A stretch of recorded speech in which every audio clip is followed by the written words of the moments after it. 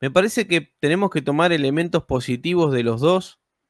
Me parece que con el primero me quedo con que hay algunos elementos de la teoría de la evolución que sí, que nos dejan que pensar. Vieron lo que decía este hombre, el padre Carrera, hablaba de que él ve una cierta evolución, pero que el mecanismo, evidentemente, de la selección natural no lo explica todo. Hay una cierta evolución, también se ve en el registro fósil, no de los fósiles intermedios, que ese también es otro talón de Aquiles de la teoría de la evolución, pero parece ser que hay una especie de evolución, ¿no? De la cual no tenemos todavía una noción clara, o bueno, los que nos negamos a creer la teoría de la evolución, fundamentalmente. Me parece que el mecanismo no logra explicar la complejidad de lo real. Si pasamos al mundo teológico, el mundo del Génesis, el mundo de los orígenes, creo que su función principal no es hacer ciencia. Eh, espera un poquito, Suárez, ahí vamos, no te desesperes, vamos a ir poco a poco. Eh, el tema de la Biblia, de la revelación, creo que no tiene la función de querer explicarnos científicamente los orígenes. Me parece que no. Me parece que lo que nos quiere explicar es de dónde viene todo, que viene de la mano del Creador. Nos enseña que Dios creó todas las cosas. Nos enseña que la perla o la maravilla de la creación es el hombre porque dice que fue creado a su imagen. Que todas las cosas surgen a través de la fe, de la mano de su poder. Ahora los procesos de tiempo y todas esas cosas creo que no están explicadas en el Génesis. No es necesario tomarlo de manera literal. Esto lo han estudiado hermanos, inclusive conservadores, como William Lane Craig, que tiene ese libro, El Adán Histórico. Dicho sea de paso, mañana le hacen una entrevista a William Lane Craig sobre el Adán Histórico, así que mañana los invito al canal de un amigo, de un gran amigo mío, que inclusive empezamos con él, Teología Paulina, y nuestra hermana Natalia va a hacer la traducción, ¿sí?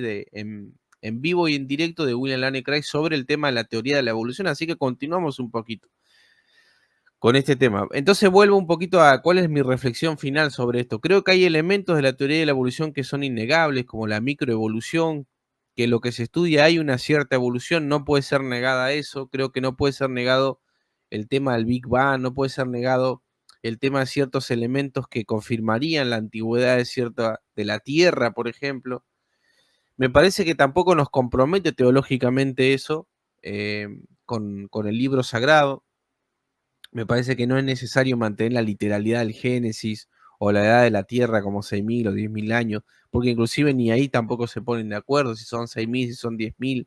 Me parece que por la cuenta de una genealogía no se puede llegar a esa conclusión científica. Así que tenemos que quedarnos con esto. Hay elementos de la teoría de la evolución que evidentemente son ciertos. Me parece que el mecanismo de la selección natural tiene ciertos huecos, que hay gente que los ha estudiado. Michael Behe, que escribió un libro que se llama La Caja Negra, cuestionó todo el tema de la teoría de la evolución. Hay un hermano de España también que ha hecho estudios, que se llama Antonio Cruz, que creo que ha hecho estudios bastante serios. Tiene un libro que habla La ciencia demuestra a Dios, algo así, encuentra a Dios. Y por ejemplo, cuando trata el tema de la materia, dice que inclusive hoy no sabemos ni siquiera lo que es la materia porque son como las mamushkas de los rusos, ¿no? Que vieron que van sacando una muñequita, cada vez hay una más chica. No se ha llegado hasta lo último de la materia. O sea que evidentemente la ciencia da pasos muy importantes, pero todavía estamos en el misterio, como en el caso del origen de la vida. Por otro lado, el tema del diseño inteligente, me parece que el documental apelar a que la teoría de la evolución es falsa porque la plantearon los presocráticos, me pareció irrelevante esa parte del documental.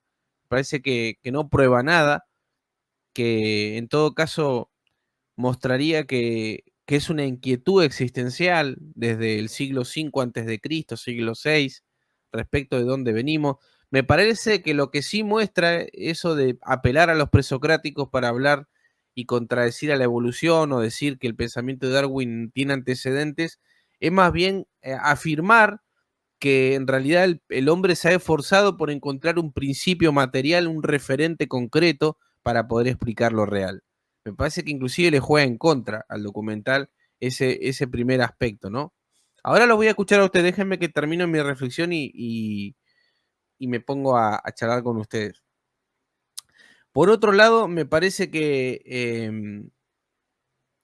el final del documental sí tiene peso, me parece que la biología molecular y ese mundo microscópico, me parece que sí es bastante confrontativo con la teoría de la evolución, según he visto algunas cuestiones. Creo que en la época de Darwin se creía que la célula era una caja negra. Bueno, toda esta información que yo les digo lo he leído en estos libros que les digo, en los libros de Lee Strobel, Michael Behe, Antonio Cruz.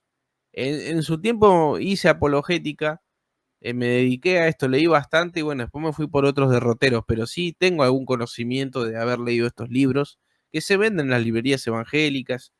Proceso a Darwin de Antonio Cruz, también hay otros, Johnson, está Damsky, un matemático que también escribió un libro que se llama El fin del cristianismo, que es defensor de la tierra joven. Por lo general, los que son defensores de la tierra joven, creo, ustedes me dirán que seguramente son más versados que yo en este tema, por lo principal que no aceptan la teoría de la evolución, creo que es, ni la del Big Bang tampoco, ni la de la edad de la Tierra, obviamente, no la aceptan por problemas teológicos más que científicos. Eso es lo que me he dado cuenta, en algún sentido. Así que me parece que tomando elementos, haciendo como una interpretación analógica de estas dos grandes posturas, ¿no? Nos faltaría el creacionismo, ¿no? Nos faltaría el creacionismo. Me parece que voy a poner algún video del creacionismo para ser equilibrado. Yo creo que es justo que lo haga. No lo voy a hacer esta semana, pero voy a traer, creo que voy a continuar un poco con esto. Me parece interesante, nos hace pensar, reflexionar, nos remite a Dios. Yo creo que todos ustedes en la última parte de este documental se habrán emocionado un poco, ¿no? Por la grandeza de nuestro Señor, de nuestro Creador. Me parece que las dos teorías tienen elementos de verdad, pero que las dos teorías aún siguen siendo insatisfactorias para explicar las cosas. Porque si bien uno a través de la fe puede creer que Dios creó todas las cosas, eso no alcanza, desde el método científico no sirve eso. Sí sirve desde nuestra fe, de nuestra subjetividad, de nuestra propia experiencia con Dios. Nadie va a quitar mi experiencia con Dios. Nadie va a quitar mi experiencia con el Espíritu Santo. Pero yo no hago ciencia a través de eso. ¿Por qué? Porque la fe no es demostración. Entonces, cuando nosotros queremos contrastar la fe o queremos utilizar la revelación para hacer ciencia, cometemos un equívoco, porque utilizamos un objeto formal equivocado. Digamos, no es la Biblia lo adecuado para hacer ciencia. Ahora sí podemos nosotros preguntarnos el porqué y las causas últimas de estas cosas, y ahí sí nos conduce a Dios, ¿no? Y decimos, bueno, sí, en el fondo, realmente esto viene de Dios. Yo lo creo así, que Dios creó todas las cosas, pero no lo puedo postular como una hipótesis científica, porque Dios no puede ser observable como en un... No puede ser, no es evidente, como decían los antiguos, ¿no? Los escolásticos. Dios no es evidente, sabemos más lo que no es Dios que lo que es, ¿no? No tenemos acceso a su sustancia. Podemos inferir que existe por la revelación y por las pruebas de la teología natural o la teodicea, lo que ustedes quieran, ¿no? Pero aún así todos los argumentos de la existencia de Dios no prueban contundentemente a Dios. Porque si probaran contundentemente a Dios, ¿para qué serviría la fe? Porque la fe no es demostración. Por alguna razón, queridos hermanos, por alguna razón Dios nunca deja que lleguen hasta el último resquicio de la realidad. El hombre no deja. Hay como un punto ciego que Dios no permite traspasar. Porque evidentemente el comprobar todas las cosas como han querido algunos la ecuación que demuestre el pensamiento de Dios, eh, tiraría por tierra la fe. Y me parece que la fe es un método universal que Dios usa para que todos puedan creer en Él. Porque si no, ¿quién creería en Dios? Los que ven este documental. ¿Quién creería en Dios? Los que son científicos, los que se dedican al estudio y a la sabiduría, como dice Santo Tomás. Lean los primeros capítulos de la Suma Teológica. Santo Tomás desglosa esto, lo explica muy bien.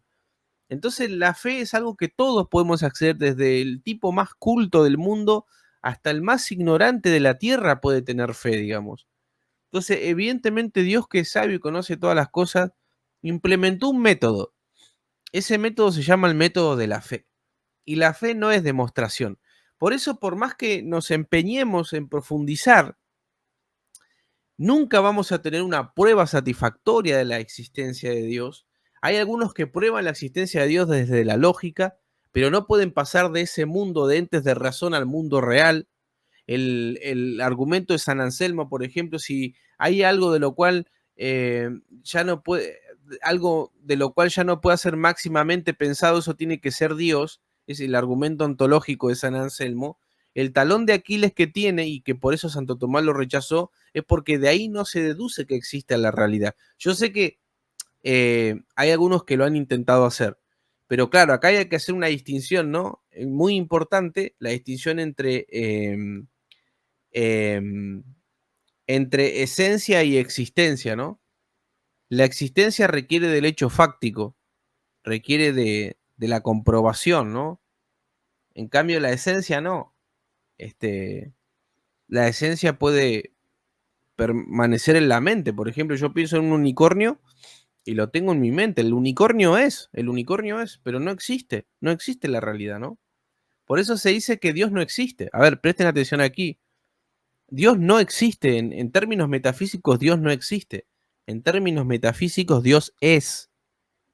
Porque Dios no es evidente, no lo tocamos, no lo miramos, no lo podemos percibir con otro sentido. Pero Dios es el ser subsistente desde el cual todos los seres participamos de ese ser, ¿no? Entonces Dios no existe, Dios es. Fíjense que hay distinciones metafísicas muy finas que nos ayudarían a entender algunas cosas. Entonces Dios no es evidente. Todas las pruebas sobre la existencia de Dios siempre van a ser insatisfactorias. Todas las teorías siempre van a tener un grado de insatisfacción.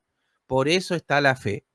Porque en la fe, nosotros, en la fe, experimentamos a Dios, lo vivimos, lo comprobamos en nuestra propia experiencia, vivimos a Dios, nos rodeamos con el prójimo en el cual vemos el obrar de Dios, en nuestra vida podemos reconocer el obrar de Dios, compartimos en comunidad ese obrar de Dios, eh, y eso ¿quién te lo puede sacar? Digamos? ¿Quién te puede a vos convencer de lo contrario de lo que vos mismo vivís? Pero claro, cuando yo quiero demostrar a Dios ya es otro mundo. ¿Por qué? Si yo hablo desde mi subjetividad, el otro me puede decir, bueno, sí, pero yo no experimento eso. Entonces no lo creo. No, bueno, vos no lo vivís. No lo viviste, no lo experimentaste. Y creo que hay una cierta belleza y una cierta frustración en todo esto, ¿no? Por ejemplo, a mí me gusta el conocimiento, tengo un montón de limitaciones. Una de las grandes limitaciones que tengo es que empecé de grande a interesarme por estas cosas. Empecé más o menos a los 25 años, tengo 39 ahora. Me habría gustado tener un contexto familiar donde mis padres me pudieran haber metido en estos temas de chiquito. Yo creo que ahí podría haber hecho la diferencia en algunas cosas. Quizás me habría estudiado alguna carrera científica también o matemática. Creo que me parece que es fundamental tener una carrera de ciencia como peso que también que le da fundamento a la filosofía también. Ustedes saben que Platón decía que para poder entrar a la Academia de Platón tenías que tener creo que 10 años de matemáticas o de geometría. Entonces, hay una cierta frustración y una cierta belleza. La frustración es que nunca llegamos a comprender totalmente a Dios, pero la belleza de esto está en el proceso de ir descubriendo, ¿ven? Se fijan ustedes, lo que vimos el documental, ¿no produjo una sensación de asombro y descubrimiento el saber que estas máquinas microscópicas, que no son accesibles a nuestra vista, la célula, que es una galaxia dentro, que son máquinas que realmente necesitan de una información, necesitan de un aspecto teleológico, de un diseñador, necesitan de alguien que las conduzca para que hagan todo eso, ¿no? Ese asombro, el hallazgo de comprender algo nuevo, yo creo que vale la pena, ese aspecto de belleza, ese aspecto de satisfacción. Como decía Aristóteles, que todo hombre por naturaleza desea conocer. Entonces yo creo que en mi caso yo tengo esa curiosidad. Yo sé que hay gente que no la tiene. Yo la tengo. Y yo sé que nunca voy a poder abarcar a Dios. Pero el descubrimiento, el hallazgo, el asombro, es lo que le da sentido a mi existencia. Y yo creo que es lo que le da sentido a muchos de ustedes, por eso también están acá, ¿no? Hay gente que dice, bueno, jate hinchada con eso, la mucha letra mata el espíritu, mejor dedicate, no sé, a andar a agarrar una pala y cavate un pozo y que vas a ver que ahí va a haber más sentido. Hay gente que piensa así, es cierto, la respetamos, pero no es ese el estilo de vida que quiero yo. Creo que el creador me hizo de una manera en la cual me dio una inteligencia. Esa inteligencia va creciendo, va acumulando información, y si va acumulando información es porque la hizo de esa manera. Y creo que eso es para que nosotros podamos disfrutar de su creación, ir aprendiendo. Me acuerdo que Antonio Escotado decía que para él el hallazgo, el conocimiento, el descubrimiento de algo era mayor que un orgasmo, dijo, ¿cierto? Era mayor que un orgasmo. Y me parece que en cierto sentido tiene razón. Me parece que el descubrimiento de algo dura más, ya que vamos, dura más, es más satisfactorio. Y creo que es un regalo de Dios, querido hermano, es un regalo de Dios el hecho de que podamos profundizar en la realidad. Pero, claro, hay una cuestión aquí, que algunos hermanos se enojan, ¿no? Porque algunos dicen, bueno, pero te falta Biblia, nunca te veo abrir la Biblia, nunca te veo leer versículos. Bueno, lo vamos a hacer porque una de las cosas que he hecho por mucho tiempo es ser predicador, es decir, tener parte en la enseñanza de la iglesia, siempre preparar sermones. Lo he hecho muchas veces, lo sé hacer, he estudiado también la Biblia con seriedad. En este momento, en esta etapa de mi vida, estoy en el aspecto del estudio y de la filosofía y de otras materias que me ayuden a amar más a Dios y a profundizar en Él, ¿no? Ya vamos a volver ahí. Pero muchas veces me pongo un poco terco con este tema porque hay mucha gente que revolea versículos, ¿no? Y que dice, bueno, me tiran un versículo y dicen, bueno, listo, ya con esto ya está, a mí me alcanza. Sí, bueno, pero no es todo eso, ¿no? Porque es lo primero, eso lo reconozco, es lo primero, la revelación de Dios. Sin la revelación no tendríamos acceso a Dios, no habríamos conocido a Jesucristo, no tendríamos una relación con Dios, no tendríamos el obrar del Espíritu Santo. No cabe ninguna duda que yo todo eso lo creo, ¿no? Pero cuando hablamos de ciencia, cuando hablamos de filosofía, también tenemos que buscar los referentes, ¿eh? También tenemos que tratar de utilizar la fe, pero también utilizar, como dice Beuchot, ¿no? La semántica, buscar la verdad por correspondencia, tratar de indagar en lo real, en lo que podamos, contrastarlo, y eso nos va a ir maravillando, nos va a ir haciendo crecer, nos va enriqueciendo espiritualmente también. Como dice este filósofo español, que tenemos una inteligencia sentiente, ¿no? Es decir, creemos, vemos y oímos y gustamos con todo nuestro ser, con nuestro cuerpo. Entonces es importante el mundo material también. Yo también quiero ver a Dios en el mundo material, pero también quiero gustar de Dios en ese mundo espiritual. Entonces me interesa tanto el mundo material como el espiritual. ¿Soy materialista por eso? No, porque creo en una realidad espiritual.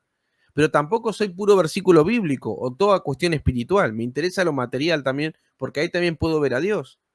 Me interesa la obra de arte, me interesa la obra de arte porque la obra de arte, como decía Heidegger, abre un mundo y me muestra algo de lo divino, me muestra algo de Dios, porque todo es creado por Dios. Yo creo que todo tiene la huella de Dios, todo tiene esa marca de Dios. Así que me parece que, volviendo a un comentario que hizo uno de ustedes, que realmente me dejó algo, me dejó un estudio pendiente, que es el tema de la analogía en el apóstol Pablo, ¿no? Cuando él dice en parte conocemos y en parte profetizamos, evidentemente Pablo está reconociendo, ¿no? Está reconociendo Pablo que nuestro conocimiento es limitado, que nos espera una dimensión de realidad superior a este conocimiento, pero que aún con este conocimiento limitado, Dios nos abre puertas, nos abre universos, nos abre dimensiones, si se quiere esa palabra, que nos permiten ver lo real y nos permiten ver la mano del Todopoderoso, ¿no? Cuando, cuando el salmista dice, los cielos cuentan la gloria de Dios en el firmamento de sus manos, lo hace desde la observación. Cuando Pablo dice que todos los hombres conocen lo invisible de Dios a través de lo creado, lo dice porque el hombre tiende al conocimiento, como dice Aristóteles. Todo hombre por naturaleza desea conocer. Lo que pasa que en el mundo de hoy es como que eso parece que cambiamos y todo el mundo desea tener. Cambiamos el conocer por el tener. Sin embargo, paradójicamente, vivimos en la era que nos permite mayor conocimiento. Entonces, como que nos estamos comportando en necedad cuando sabemos que hoy podemos conocer más que nunca y estamos desperdiciando. Fíjense en el documental que vimos recién. Cuando yo era chico tenía que ir a un videoclub para ver una película. Hoy la veo en YouTube. Hay millones de videos en YouTube que son excelente, excelente calidad, excelente información. Podés aprender cualquier instrumento por YouTube, pues no, es el conocimiento y es una cosa de loco. Por eso yo no le doy mucha bolilla cuando empiezan con esto de, ay, que no tenés un título, que no sos doctor acá, que es doctora. Déjate hinchar, si hoy en día, si realmente vos querés saber, querés estudiar, no necesitas ir a la universidad. Y lo dice alguien que pasó. Yo estudié en una de las mejores universidades, 12 años estudié. Me llevó un montón de tiempo mi carrera porque no tenía ninguna base. Es una carrera que requería de por lo menos 10 años de conservatorio. Yo vine así de kamikaze, me vine a estudiar acá a la Universidad de La Plata. Así que yo sé lo que es estudiar en la universidad. Pero hoy en día yo puedo decir que en realidad cualquier carrera lo que uno quiera saber está al alcance. Yo quiero saber inglés, aprendo de internet. Quiero saber griego, aprendí con un curso programado. No soy un experto en griego, obviamente, pero después fui con profesores, pulí mi conocimiento. Si quiero aprender alemán, tengo miles de libros para aprender alemán. Si quiero aprender latín, tengo 1 millón de profesores ahí detrás de YouTube para enseñarme latín. A ver, no te vengas acá con que porque tenés un título sos superior a los demás o crees que los demás no podemos hablar nada. Si vos sos un resentido que estudiaste 40, 50 años en una universidad y nadie te da bolilla, eso es problema tuyo, campeón. O campeona, no sé, porque no estoy hablando de nadie en particular, ¿no? Con ningún nombre, pero sí sé que hay algunos ahí resentidos por ahí, ¿no? Ay, no, pero no tiene título y habla de esto. Y bueno, y sí, que te molesta, bueno, anda, si te molesta, te damos la bibliografía, anda a estudiar en una universidad, perdé tu tiempo leyendo capítulos de libros, porque eso es lo que te enseñan en la facultad, nunca te hacen leer un libro entero, esto no lo digo yo, lo dice gente que ha estudiado y que tiene doctorados y todo eso en la facultad, y bueno, aún así estudiamos en la facultad, estudiamos porque reconocemos que si damos clase en internet, el título sigue siendo importante para la gente, ¿no? Aún así, seguimos estudiando y vamos a seguir obteniendo estos cartones porque hay que amar al prójimo y conformar al prójimo también, ¿no? Pero si vamos a la realidad, la universidad es una institución periclitada.